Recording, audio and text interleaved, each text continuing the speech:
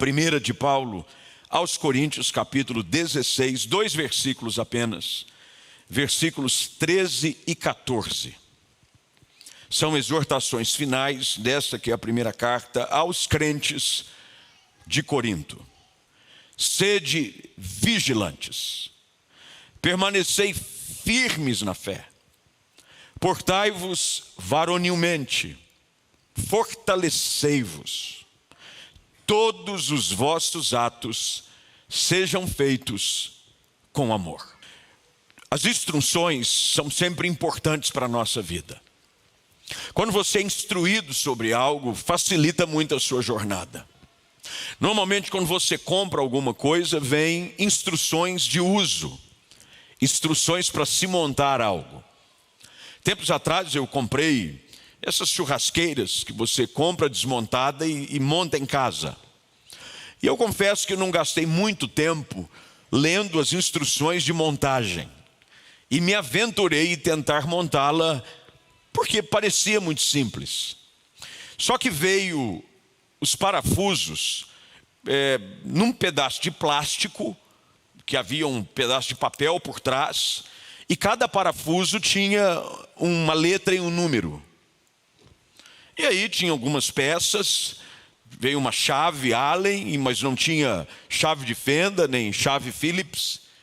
E na hora que eu peguei aquilo, eu disse, bem, está nítido que cada parafuso tem um lugar específico para ir. Como é que eu vou saber qual parafuso vai no lugar certo? Eu não tive nenhuma outra opção, senão buscar o manual de instruções de montagem, para saber quantos parafusos deviam estar daquele letra e número, e quantos iriam usar em cada etapa da montagem. Seguindo as instruções, mesmo depois de me esforçar, eu não sou assim, nenhum expertise no assunto de montagem de equipamentos, foi muito mais fácil concluir a montagem do que se eu tentasse fazê-lo sozinho. Parece muito simples essa ilustração, mas ela reflete claramente o que é a nossa própria vida. Muitos de nós falhamos em viver o nosso pleno potencial em várias áreas, como indivíduos, como profissionais, como família, sendo você casado, marido ou esposa, como filho, e até mesmo como crente em Jesus Cristo, porque achamos que podemos viver a vida sem seguir as instruções. A Bíblia é um manual de instruções. Há instruções na Bíblia sobre todos os aspectos da nossa vida. Quando nós orientamos as pessoas a lerem a palavra, nós não o fazemos apenas para que as pessoas exercitem a sua religiosidade, para que você tenha versículos que sirvam como chavões espirituais, para serem usados como mantras em momentos de preocupação e até de desespero. A Bíblia é um manual de instrução que Deus nos dá para viver uma vida plena. Quando a igreja nasce, ela nasce vivendo experiências jamais antes vividas. E Deus vem e usa, pela vida do apóstolo Paulo e pela instrumentabilidade do Espírito Santo, meios para instruir os primeiros cristãos. A igreja nasce, ela se multiplica, ela cresce, mas ela precisa ser organizada com instruções claras de como deveria se proceder de acordo com a vida cristã. Que bom é saber de que nós temos esse recurso hoje. Que bom é saber de que nós podemos viver a vida não sem orientação, mas com uma direção clara de Deus através da palavra, para nos ensinar a viver uma vida plena.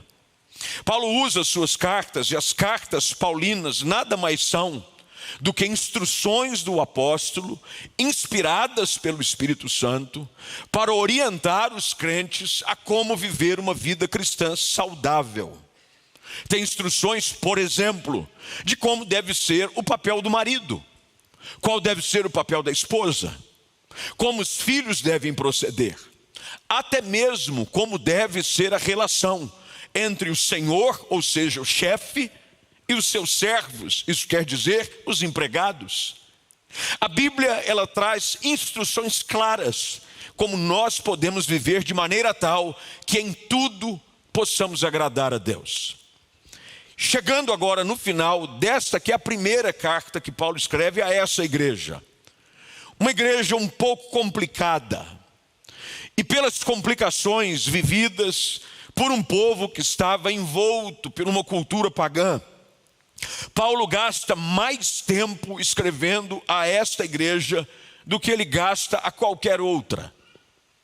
De todas as epístolas paulinas, as duas primeiras cartas de Paulo aos Coríntios, acredita-se de que há uma terceira que foi perdida, é o que alguns estudiosos afirmam, mas não há nenhuma forma de se afirmar a veracidade desse assunto.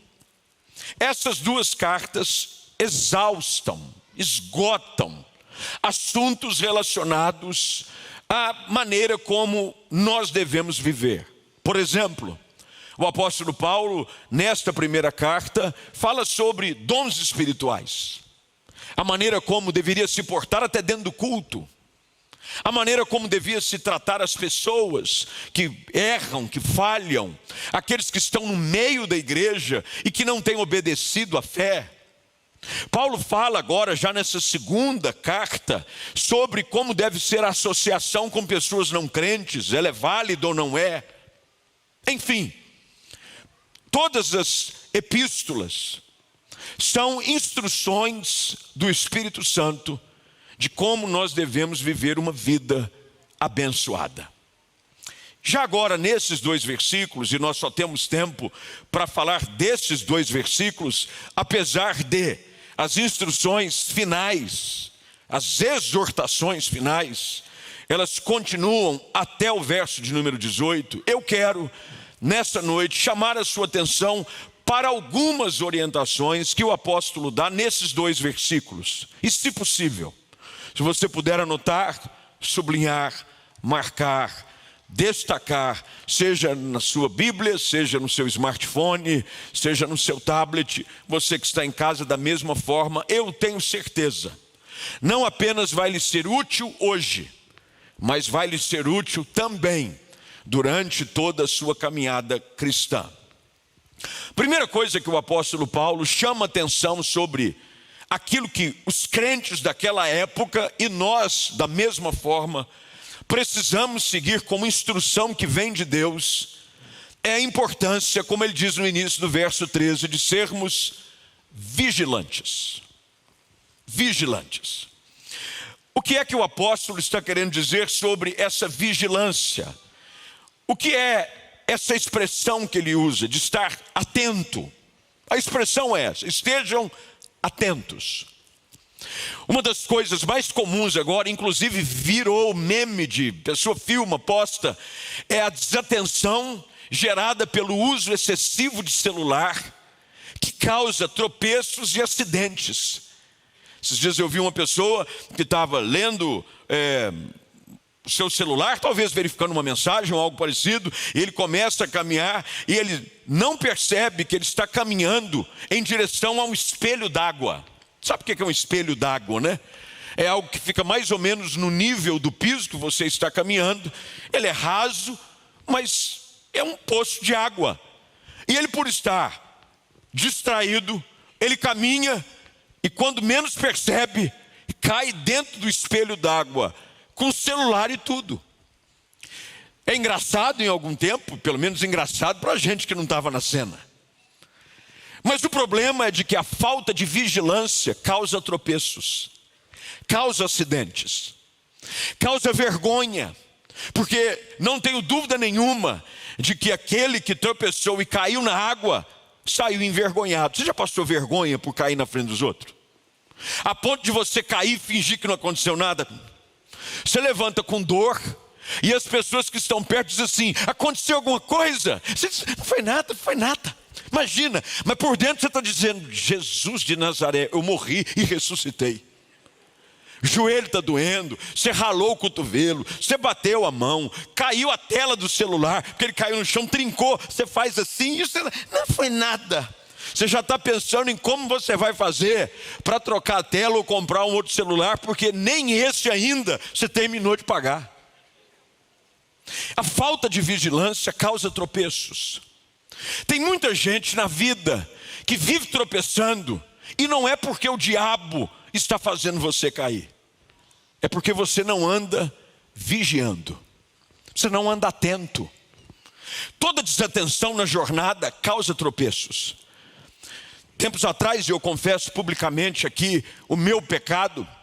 Eu estava no meu carro, minha esposa estava ao meu lado, e chegou uma mensagem que eu estava esperando, ansioso para que ela chegasse, eu precisava respondê-la prontamente, e ela chegou enquanto eu dirigia. E eu quis pegar o celular, e a mensagem não era uma mensagem curta, era uma mensagem de um texto um pouco mais extenso, e eu quis começar a ler, quando de repente o carro começou a sair da pista. Minha esposa chamou minha atenção, graças a Deus ela estava comigo, e deu tempo suficiente de eu voltar o carro para o lugar de onde ele jamais deveria ter saído, de que era dentro das faixas. Quer dizer, um pouco de desatenção. Paulo, quando escreve aqui aos crentes, ele está dizendo: fiquem atentos. Primeiro porque o apóstolo Pedro escreve na sua primeira carta que há um adversário que está procurando ocasiões para nos devorar. Pedro, quando escreve, ele disse: fiquem atentos, vigiai. O diabo, vosso adversário, está rodeando, procurando alguém que ele possa devorar. Na desatenção, você dá brecha para algo que pode gerar uma destruição, uma vergonha e uma dor, por vezes até irrecuperável. Casais que não prestam atenção e de repente começam a se envolver com um flerte por uma mensagem, por um site, por um canal, e não percebem que a desatenção nesse aspecto, em cuidar da sua vida matrimonial, pode levá-los a um grande acidente. Paulo diz: sede vigilantes. Eu preciso andar atento. Eu preciso ficar sempre antenado, porque existe uma batalha espiritual. O inimigo da nossa alma, ele não descansa nunca. Ele está apenas à procura de um vacilo, de uma forma que você vai ficar desatento. Alguns anos atrás, eu creio que já faz 10, 11 anos, eu fui vítima de um sequestro relâmpago aqui em Campinas. Eu havia acabado de chegar na sede do distrito da igreja, a igreja do Nazareno. Ela é dividida por regiões e distritos. O distrito nada mais é do que uma área geográfica. E o escritório da nossa área fica atrás do bosque dos... Acho que é Bosque dos Alemães, é aquilo. Eu não estou vendo, é aquilo. Estou vendo o pastor Cavalari. É Bosque dos Alemães? Bosque dos Alemães. Era 11 horas da manhã. Eu cheguei com o meu carro e mais uma vez o inimigo usou o celular. Porque a gente faz assim, né? O inimigo, não tem nada a ver com o inimigo, estava desatento. Cheguei, não prestei atenção no que estava acontecendo ao meu redor. Peguei o celular, na hora que eu engatei o P, né, do carro automático, para parar o carro, eu não havia notado que haviam duas pessoas que me abordaram. E ao me abordarem, um veio pelo vidro do motorista e o outro pelo para-brisa da frente, já apontando uma pistola na minha direção. Pela graça de Deus, eu soube reagir com muita passividade. Eu levantei as mãos devagar, achando que eles queriam levar o carro. Eu já fui dizendo: pode levar, que Deus te abençoe. Eu ia até orar por eles. Pode levar.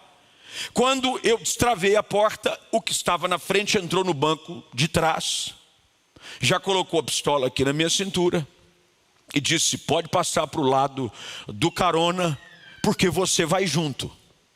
E aí, meu irmão, você ora, encomenda a sua alma e diz: Senhor, nas tuas mãos eu entrego o meu espírito.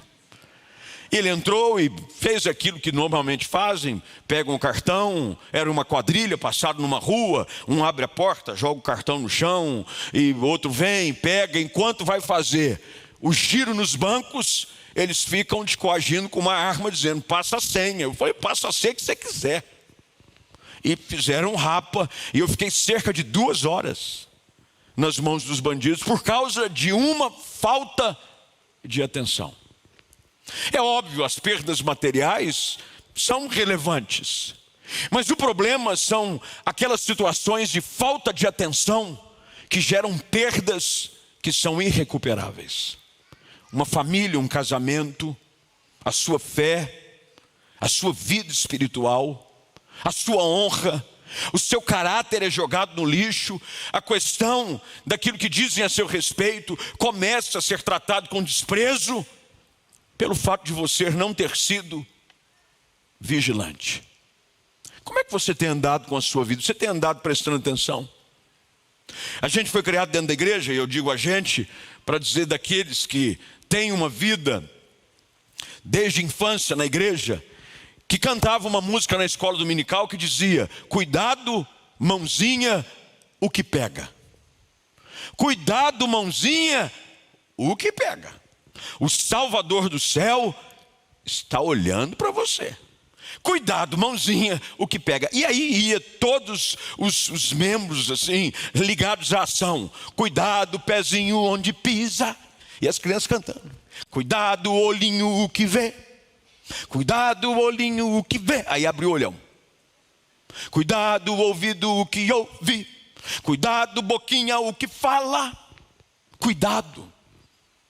Você tem andado com cuidado? Na sua vida você tem sido vigilante, atento? Jesus dá 2 orientações: vigiai e orai. Tem gente que ora muito e vigia pouco. Há uma expressão que a gente usa no meio, é quase que um jargão evangeliquez, que quando alguém começa a ter uma atitude que não condiz, ou fala algo que não combina com a vida cristã, dizem assim para essa pessoa: vigia, vigia. Paulo dá uma orientação clara aqui nesse texto a cada um de nós também: sede vigilantes, estejam atentos. Segunda coisa que o texto diz, para a gente dar continuidade, ele fala sobre a importância de permanecer firme na fé. Permanecer. Paulo está falando sobre não negligenciar a responsabilidade da sua vida espiritual. A sua vida espiritual é responsabilidade de ninguém mais do que você. Cada um responderá por si próprio diante de Deus. As orações mútuas, elas devem acontecer. Nós devemos chorar com os que choram. Nós devemos nos alegrar com os que se alegram. A Bíblia diz que inclusive nós devemos levar as cargas uns dos outros. É o senso de comunidade, é o senso de eclesia, vida comum, ajuntamento santo. Agora, a vida espiritual é uma responsabilidade pessoal. Eu terei que dar contas de mim mesmo a Deus. Diante do tribunal do Senhor, eu não poderei fazer apelações e pedir ajuda aos amigos e aos irmãos. Quando Paulo escreve sobre permanecer firme na fé, ele está falando sobre a responsabilidade que cada um de nós tem de permanecer. Por exemplo, tem gente que é colocado de pé, mas decide não ficar de pé. É quando você ajuda alguém a levantar, mas a pessoa não usa de nenhum esforço para tentar pelo menos ficar de pé. O caminhar, e você que tem filhos já na idade que caminham, está nesse momento maravilhoso que é ver os seus filhos dar os seus primeiros passos. Você sabe muito bem de que os primeiros passinhos de uma criança, eles são dados pelo apoio de um adulto, do papai, da mamãe, do vovô, da vovó. E você vai, tem alguns que ainda colocam, eu fiz isso com as minhas filhas, para ajudar um pouquinho na coordenação, eu colocava o pezinho de cada uma delas sobre os meus pés. E aí eu ia fazendo assim, andando, para elas irem pegando a coordenação do passo, até que elas colocaram os pezinhos diretamente no chão, e a gente ia andando. E aos poucos, o que a gente ia fazendo? ia soltando. Primeiro a gente segurava assim com medo de cair. Depois você só ia segurando na pontinha do dedo. Aí depois você ia só cercando, para que ela pudesse, a criança, aprender a permanecer de pé por conta própria. Estar de pé, permanecer de pé, exige uma determinação diária de buscar a Deus. Quando eu digo permanecer, e o apóstolo Paulo faz essa referência, de permanecer não de qualquer jeito, não é cambaleando, não é viver uma vida espiritual como alguns vivem. Ele está parecendo mais aquele João bobo de posto de gasolina. Como é que está a sua vida? Está uma benção. Ele não tem nada de firmeza. Paulo diz: permaneça firme. Tem muita gente que vive a sua vida espiritual de altos e baixos. É interessante como numa semana a pessoa vai do céu ao inferno, literalmente. Numa semana ela vive uma espiritualidade profunda. Ela é cheia de Deus, ela se arrepia com zino. Mas na mesma semana ela se sente distante do Senhor, porque a sua vida não é uma vida firme. Paulo diz que o segredo, a instrução dada àquele povo e que chega até nós através da palavra nos nossos dias, é de permanecer firme, sem vacilar. Tinha uma música, eu estou musicólogo ultimamente. Os apelos são muitos para que eu cante. Eu estou tentando evitar o sucesso na música, mas os apelos são muitos. Mas aliás, vem novidade aí, vocês fiquem atentos que a gente está preparando um negócio, vai ficar muito joia. Nós vamos quebrar, vamos bugar a internet. Vai ser um negócio sobrenatural. Uma música que se cantava, principalmente de quem veio de um berço pentecostal, dizia assim: eu preciso de você, você precisa de mim. Nós precisamos de Cristo até o fim. E como é que era a música? Que era o que o povo queria cantar. Sem ter medo, sem vacilar. Não era um negócio assim? Sem vacilar. Sem vacilar. Meu irmão, você tem que permanecer firme. Há pessoas, e Paulo em uma outra carta fala, que estavam tão frágeis, tão sem fundamentos, tão sem firmeza na sua vida espiritual, que eram levados de um lado para o outro por qualquer vento de doutrina. Qualquer coisa nova que ensinava, a pessoa ia. É o famoso Maria vai com as outras. Tem gente que a Maria vai com as outras. Um dia ele crê uma coisa, aí no outro dia, dependendo do que ele assiste na internet, ele crê em outra. De repente, o vídeo que ele assiste no YouTube, ele não tem firmeza, ele não tem convicções bíblicas, espirituais. Paulo diz: permaneça firme, porque, meu irmão, o diabo vai sempre tentar nos derrubar, e o único que permanece firme de pé é aquele que está sustentado em Jesus. Se você estiver sustentado na igreja apenas, você vai cair. Se você estiver sustentado apenas numa ideologia, numa boa ideia, você vai cair. Se você estiver sustentado nos amigos, você vai cair. Mas segundo o texto que Jesus termina o Sermão da Montanha, lá em Mateus capítulo 7, ele diz: aquele que construiu a sua casa sobre a rocha, vieram os ventos, subiram as águas, e ele permaneceu firme. Terceira coisa para a gente caminhar para o fim, que o apóstolo Paulo fala aqui, é sobre portar-se varonilmente. Quando Paulo fala sobre portar-se varonilmente, ele está falando sobre ter atitudes maduras. Algumas versões trazem a expressão seja corajoso, seja destemido. Mas o que muitos concordam sobre o objetivo do apóstolo é falar de maturidade. Varonilmente aqui está falando sobre a figura do homem, seja homem. Quer dizer, cresça, Você já disse para alguém que está tendo atitude infantil? Você já usou dessa expressão? Cresce. Cresce. Se tem algo que nós precisamos aprender, é crescer. É amadurecer em Deus.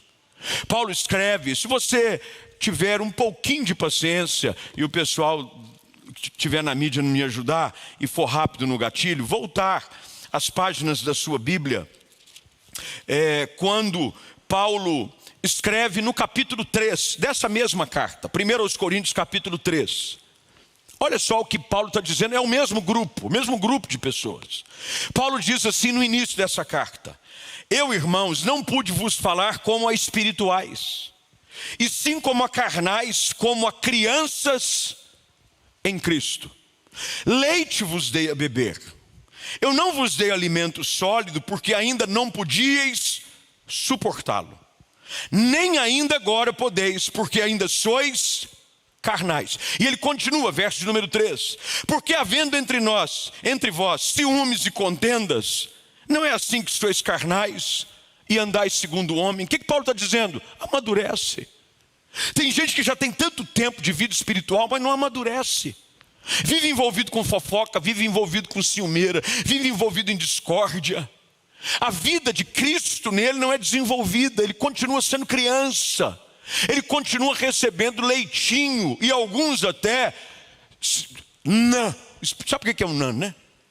Quem aqui é mãe de bebezinho pequeno? Tem alguma mãe aqui com um bebezinho pequeno? Alguém em casa deve saber com certeza, porque tem gente aí que talvez não tenha vindo, porque tem criança em casa. É aquele leitinho em pó caro que só Jesus. Uma lata daquilo é um rim. Você vai na farmácia, eu quero uma lata de nã. Estou aqui meu rim para você. Me dá aí um nã. Caro. Tem gente que está como essas crianças.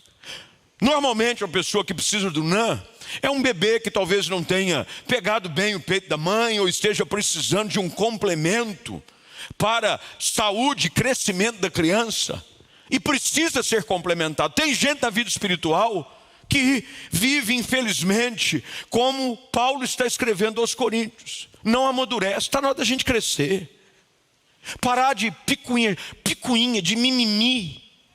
Tem gente que é cheio de mimimi. Qualquer coisinha faz cara feia, qualquer coisinha bloqueia. Eu vou te dar um bloco.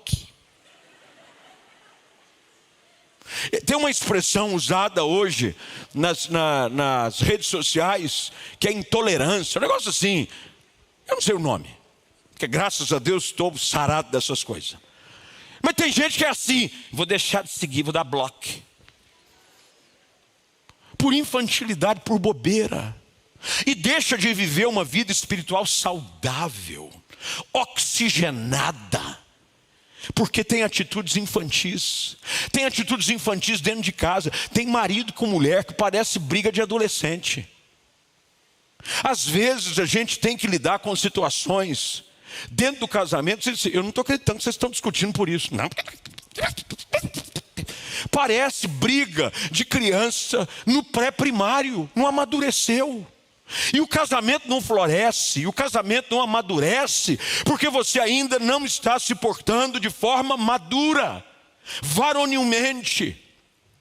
Está na hora de se amadurecer, de viver uma vida espiritual madura, firme em Deus, que não arruma desculpa esfarrapada para você não vir na igreja.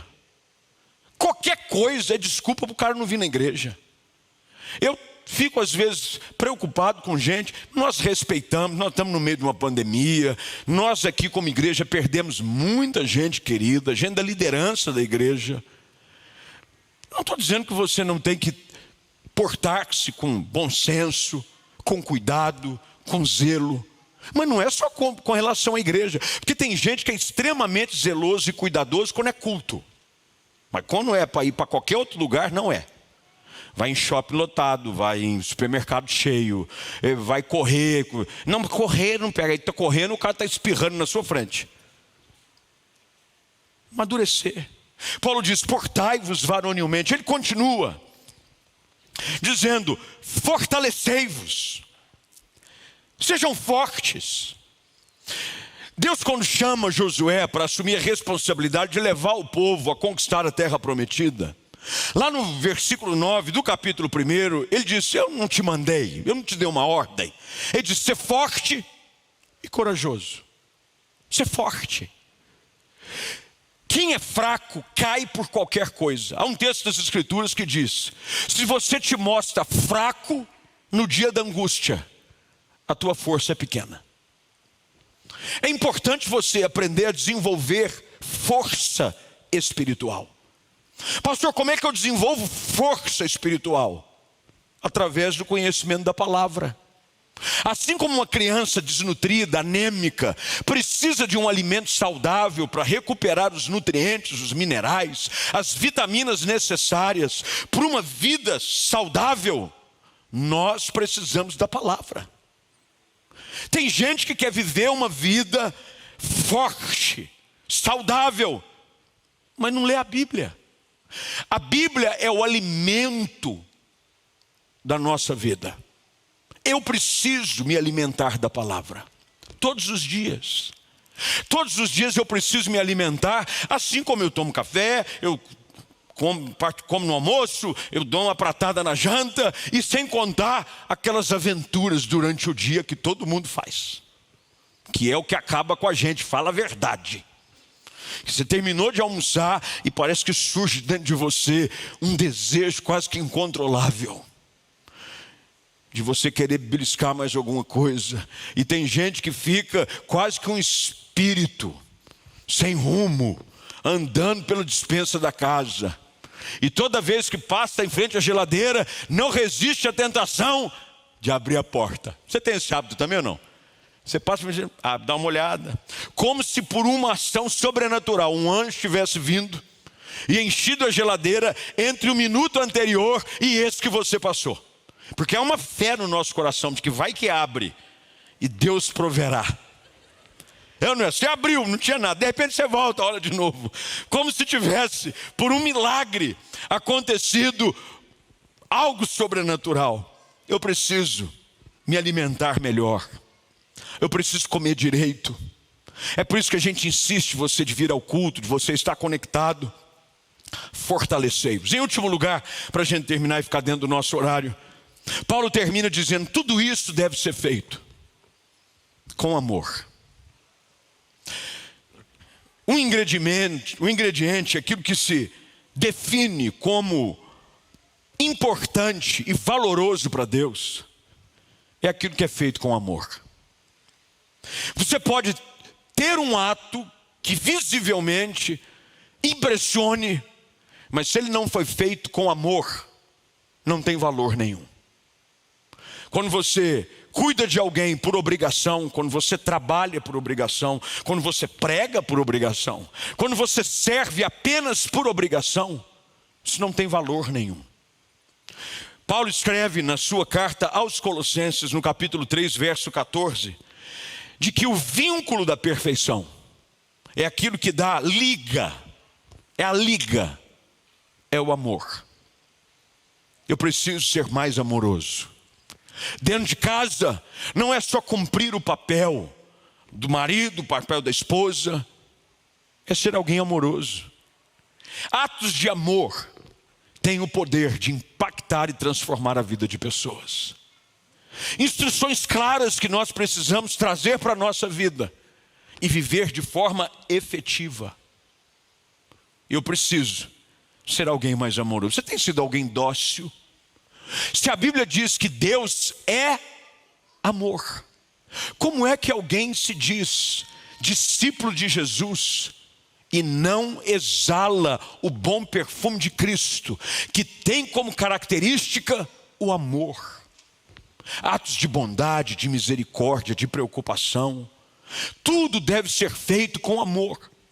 Nesta mesma carta, e eu confesso para você que termino agora, no capítulo de número 13, Paulo gasta um capítulo todo para falar sobre a importância do amor.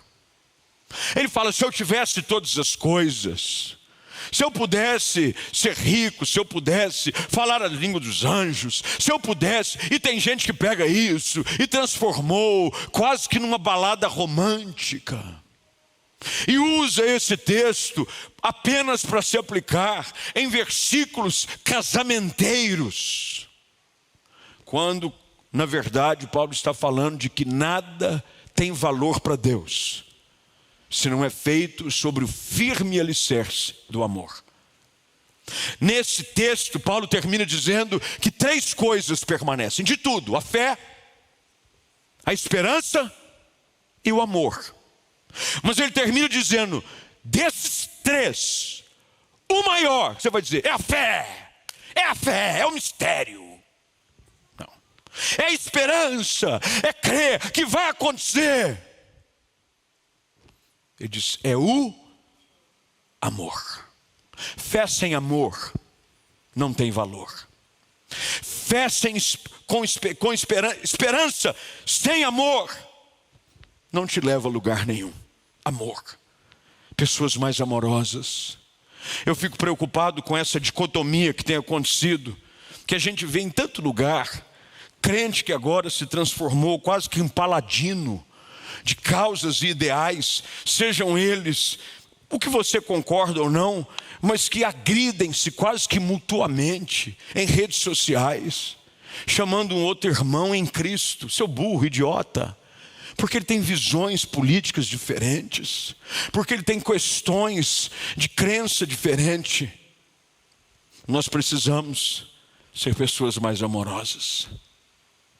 Jesus disse que o mundo nos conheceria como discípulos se nós nos amássemos uns aos outros. Tem gente que acha que vai ser identificado como discípulo se eu rodar no manto. Se eu rodar no manto, eu sou discípulo. Não, se eu der um aleluia acima de 100 decibéis, aquele aleluia racha vitrine. Oh, aleluia! Ele é discípulo. Não, ele é discípulo se ele tem uma teologia perfeita. Ele é discípulo se ele professa Jesus. Não, diz, o mundo saberá que sois meus discípulos se amardes uns aos outros. Você tem seguido a instrução direitinho? Será que você tem montado a sua vida da forma como Deus deseja que ela seja? De que forma é? Perfeita, funcional. Lembre-se, eu fui montar a churrasqueira e eu só posso fazer uma carninha de vez em quando lá, porque eu segui a instrução direitinho. Ela está cumprindo o papel pelo qual o fabricante a criou. Deus nos criou para um propósito, para que vivamos em plenitude. E para isso, você precisa seguir o manual de instrução. Eu quero orar com você, você que está em casa, você que está aqui presente. Por favor, fique de pé. Vamos falar com Deus. Feche os seus olhos. Curve a sua cabeça, por gentileza.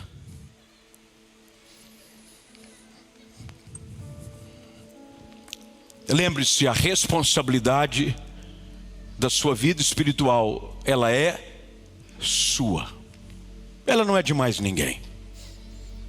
Cada um de nós terá que prestar contas de si próprio a Deus. E você precisa, nessa noite, fazer um check-up. Eu fiz esses dias um check-up.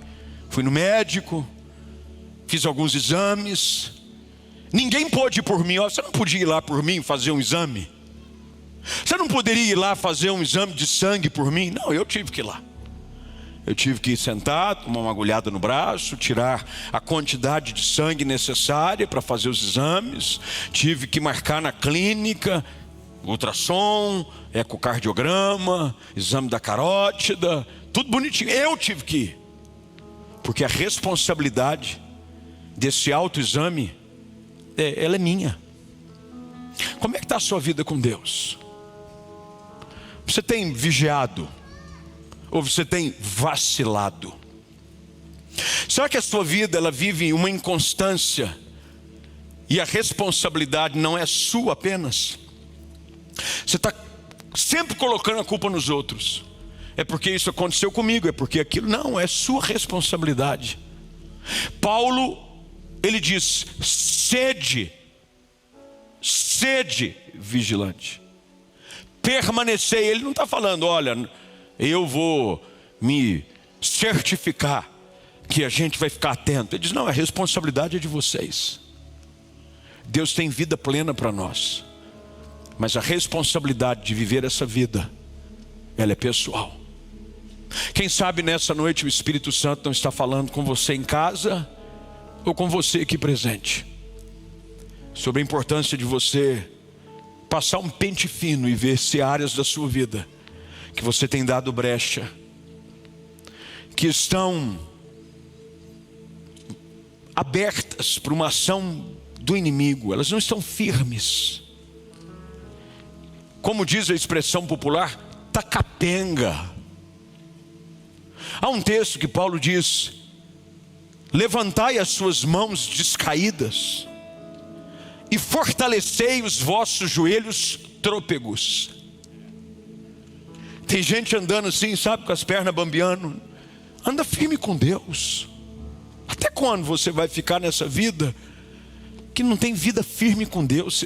Você já flertou com o Evangelho inúmeras vezes, mas você não decidiu andar com Deus para valer. Hoje é o dia, porque Deus tem sonhos para você, mas você tem que andar segundo a cartilha dele. Você está querendo montar a vida do seu jeito, vai sobrar parafuso, vai ficar peça solta. Alguns itens não vão funcionar, porque o único que sabe nos levar a viver uma vida plena é aquele que nos criou. E ele deixou um manual claro, com instruções bem nítidas de como nós devemos viver a nossa vida. Se você hoje à noite deseja seguir a instrução da palavra, deseja viver para Deus para valer, deseja fazer de Jesus teu Senhor e teu Salvador, eu quero te fazer um convite de você seguir a palavra que o próprio Jesus Cristo deixou de instrução no capítulo 15 do Evangelho de João. É interessante que quando Jesus reúne os seus discípulos e dá a eles instruções muito claras sobre como eles deveriam viver a vida espiritual, no capítulo 15 de João, no verso de número 4, se não estou enganado, é isso mesmo. Jesus diz assim: permanecei em mim e eu permanecerei em vós. Como não pode o ramo produzir fruto de si mesmo se não permanecer na videira, ele diz, nem vós podeis dar algum fruto se não permanecer em mim. Jesus está sendo claro com aqueles que o ouviam: é impossível você frutificar, você florescer, você crescer, se você não estiver nele, firmado nele. Só há uma maneira de você viver uma vida plena, é em Jesus. E se você tem esse desejo, em casa ou aqui, você vai colocar uma das suas mãos sobre o seu coração e você vai fazer essa oração comigo, uma oração de entrega, uma oração de seguir a palavra e dizer: Jesus, eu quero te obedecer, eu quero fazer do Senhor o meu Salvador. Você está preparado? Você em casa da mesma forma, repita o mais alto que você puder, tá bom? Diga assim: Senhor Jesus, eu hoje entendo de que há uma instrução sobre como devo viver a vida que tu me deste. Eu confesso, tenho errado, sou pecador, perdoa-me, muda a minha história. Com os meus lábios eu quero confessar Jesus Cristo como meu Senhor e meu Salvador. Ajuda-me a obedecer e a permanecer em Ti. Em nome de Jesus é que eu oro. Amém.